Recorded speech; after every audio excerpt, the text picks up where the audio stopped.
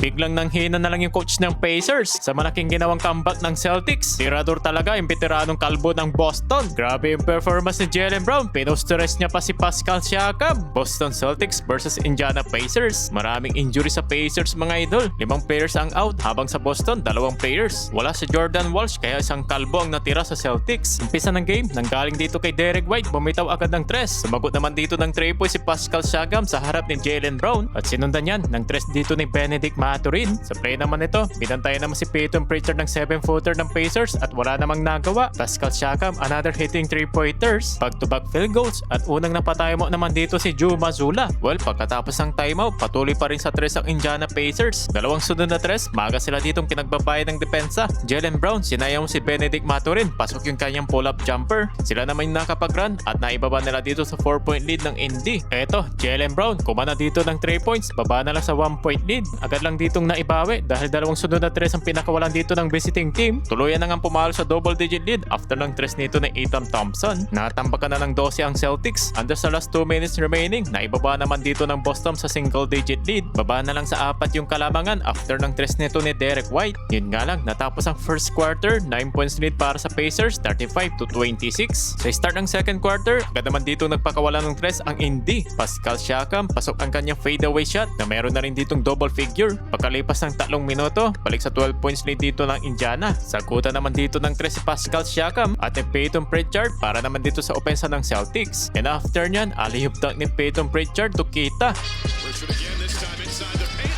Sa play na to, nablock pa dito si Nembhard ni Gonzalez. Pero 3 ang pinambawi dyan ng rookie ng si Ethan Thompson. Maganda pa ang kanyang ditong pinakitang depensa at baldog yung fadeaway shot ni JB. Back-to-back field goals naman para naman dito kay Peyton Pritchard na meron na siya ditong 9 points. Unti-unti nang lumalaki yung kalamangan dito ng Pacers. Dumagdag pa yung 3 points ni Pascal Siakam na may 21 points. Umabot sa 20 points, ang pinakamalaking lamang na dito ng Pacers so far. Natapos ang first half sa score ng 61-43 halftime. Sa start naman dito ng third quarter, nakakuha naman ng run dito ng Celtics pero still kontrolado pa rin ng Pacers yung laban sa 20 points lead. Kaya naman nag-adjust ng lineup si Joe Mazzulla, no Peyton Pritchard, no Derek White at no Jaylen Brown at naramdaman yan sa pagbabago ng opensa ng Celtics. Nagkaroon sila dito ng momentum mga idol at nakapagtala sila ng 10-2 run. Si Coach Carline naman tumawag ng timeout sa score na 71-59.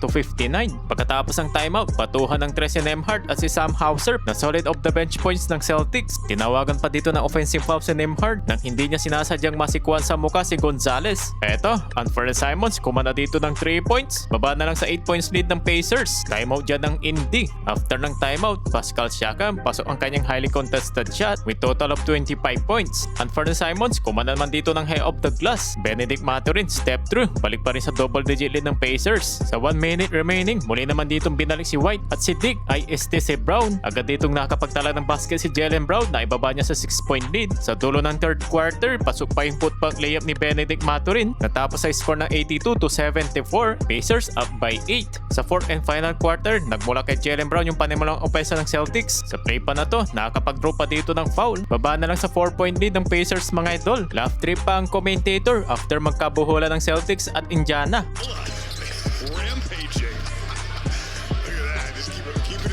Baba na lang sa 2-point yung lamang dito ng Pacers after lang layup nito ni Jaylen Brown. Tumawag ng timeout si Coach Rick Carline pero pagkatapos dito ng timeout, Billy Joe Derek White kumana dito ng 3 points, pasok yan. Bigla na lang naglaho na parang bula yung malaking 20 points lead ng Pacers. Block pang inabot ni Siakam dito kay Jaylen Brown at naabutan sila ng shot clock violation. Nasa momentum na dito ng Celtics.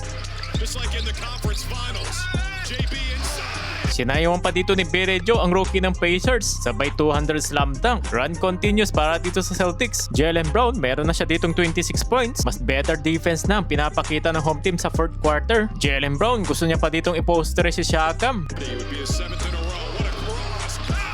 Magandang poster dunk na sana yun ni Jaylen Brown. Sayang at lumabas yung bola. Under sa 2 minutes mark, pasok itong catch and shoot na 3 points ni Jaylen Brown. Wala nang nagawa si Nembhard. 5-point lead para dito sa Celtics. Sa last 1 minute remaining, minamalas na dito ang Pacers. Mintis pa sa 3 si Benedict Mathurin. Hindi makapaniwala si Coach Rick Carline sa comeback ng Celtics. Tuloy na ditong tinapos ni Derek White. Panalo ang Celtics sa likod ng 31 points ni Jaylen Brown.